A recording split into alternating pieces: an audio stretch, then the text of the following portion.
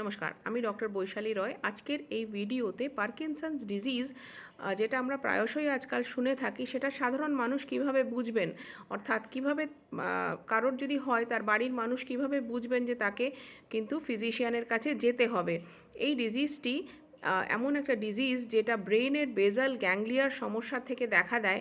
ব্রেইনে একটা neuro transmitter আছে, অর্থাৎ একটা কেমিক্যাল সাবস্টেন্স যেটার নাম ডোপামিন, সেটা যখন কমে যায় তখন কিন্তু এই ডিজিজটার অনসেট হয়।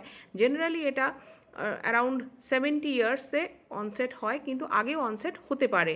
মোর দ্যান 60 হলেই এটার অনসেট হতে পারে আর কি। বিভিন্ন ইন্ডিভিজুয়ালসে বিভিন্ন এজ অফ অনসেট হয় এবং এটা সঙ্গে সঙ্গে যে একদিনে এটা হয়ে যাবে তা না, এটা আস্তে আস্তে একটা প্রোগ্রেস করে ডিজিজটা।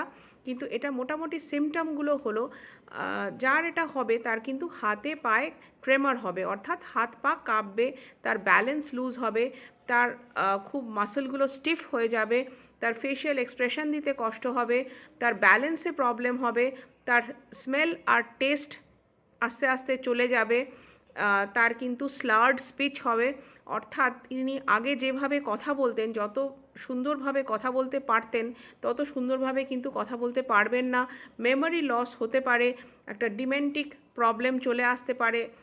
আর এছাড়াও তার কিন্তু এই যে চোখের পলক পড়া বা চোখের যে সমস্ত ফেশিয়াল এক্সপ্রেশন আছে সেগুলোও কমে যেতে পারে আস্তে আস্তে। আর তাছাড়া তার যে লেখা, হাতের লেখা, সেটাতেও কিন্তু একটা চেঞ্জ পরিলক্ষিত হবে।